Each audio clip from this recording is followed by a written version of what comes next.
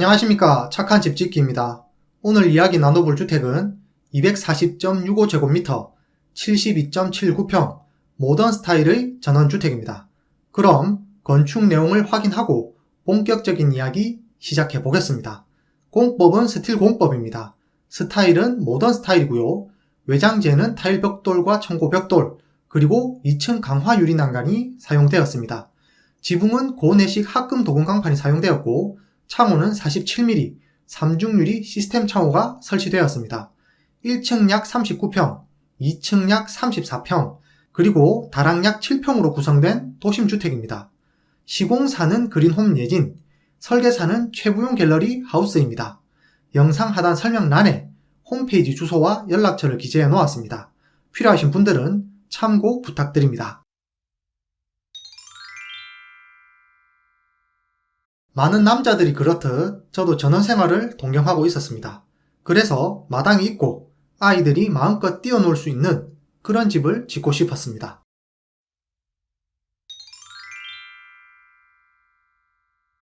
평생 살 집이라고 생각하고 꼼꼼히 짓고 싶었습니다. 그리고 건축주가 모르면 완성도 높은 집을 지을 수 없다 판단했습니다. 시공을 의뢰한 사람도 어느 정도 소통할 수준이 되어야 내가 원하는 것을 정확히 전달할 수 있다고 판단했습니다. 그래서 지역에서 진행했던 빌더 과정이라는 수업을 들었고, 직접 집을 지어보는 것은 아니고 프라모델 같은 모형으로 집을 짓는 과정들을 체험하는 수업이었습니다. 2달 정도의 교육이었는데 정말 의미 있는 시간이었습니다.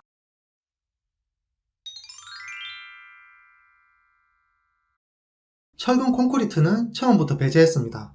아파트에서 많이 살아봤고 콘크리트라는 자재가 마음에 내키지 않았습니다.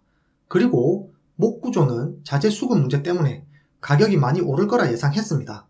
저도 건축 자재 유통 일을 하는데 2년 전부터 목재의 수급이 조금씩 원활하지 않은 모습을 봤고, 그 때문에 수요를 감당하지 못해 정체 현상이 있을 거라 생각했습니다. 그리고 이 문제는 빠른 시일 내에 해결하기 쉽지 않아 보였습니다. 그에 반해 스틸 자재는 포스코에서 생산하기 때문에 자재 비용이 오르더라도 어느 정도 컨트롤이 가능할 것 같았습니다.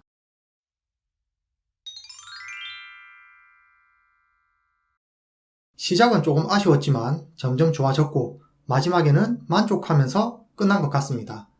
나름대로 공부를 하고 시작했지만 직접 집을 지어보지 않았기에 조언이 많이 필요했습니다. 제가 원하는 것들이 구현 가능한지, 추후 예기치 못한 문제가 발생할 여지는 없는지 등에 대한 데이터가 없었기 때문에 걱정을 많이 했는데, 그런 경험적인 부분에서 소장님의 조언이 많은 도움을 주었습니다. 그 외에도 소장님과 주거니 받거니 이야기 나누면서 즐겁게 집을 지은 것 같습니다.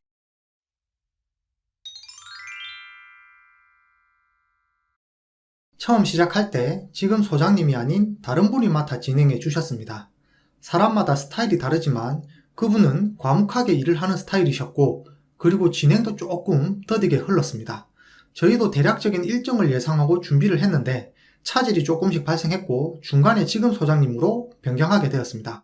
하지만 결국 일정을 지킬 수 없었고 많이 오버되었습니다. 시작이 꼬이면서 마지막까지 극복하지 못한 부분은 아쉬움으로 남습니다.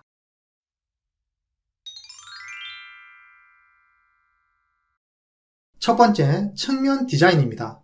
도심의 주택단지처럼 좁은 땅에 많은 집들이 들어서다 보면 주택 간의 간격이 좁고 간혹 주택의 정면과 후면이 앞집과 뒷집에 가려 예쁘게 디자인을 해도 노출되지 않는 경우가 발생할 수 있습니다.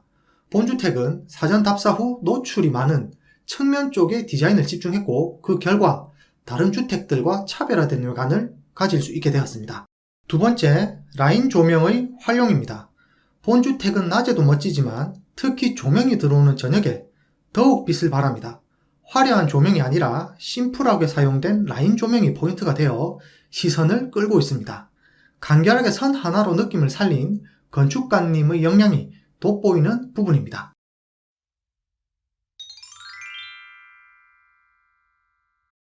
첫 번째, 넓은 거실입니다. 한때 이런 넓은 거실은 비싼 콘크리트 주택의 전유물이었습니다. 하지만 자재의 발전으로 스틸하우스 그리고 목조주택에서도 얼마든지 이런 넓은 거실을 구현할 수 있게 되었습니다. 그래도 아직 힘을 받는 부분에 작은 기둥을 세워야 하는 것은 약간 아쉬울 수 있습니다. 두 번째, 히든도어입니다. 요즘 인테리어에 신경을 좀 쓰시는 분들께서 많이 하는 포인트입니다. 문틀을 없애고 벽과 문을 일체화해서 최대한 벽을 깔끔하게 처리하는 방식인데, 집이 넓어 보이는 것은 기본이고 특히 액자나 인테리어 소품 등으로 집을 꾸미면 효과가 정말 좋습니다. 세 번째, 비밀 공간과 지붕창입니다.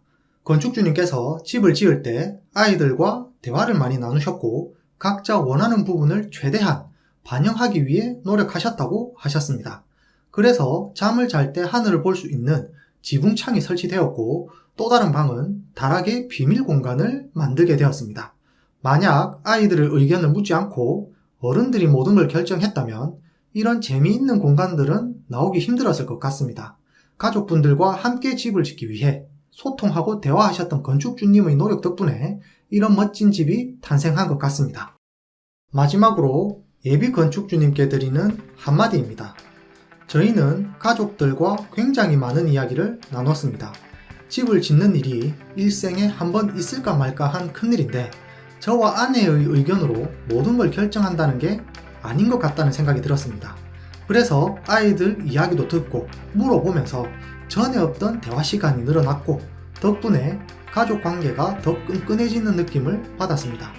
그리고 놀랐던 부분은 하나의 공통 관심사가 생기니 아이들이 주도적으로 이야기하는 시간도 늘어났고 그런 경험들이 너무 소중한 추억이 되었습니다. 건축을 준비하시는 분들이 계시다면 꼭 아이들하고 많은 대화를 나누시길 추천드립니다.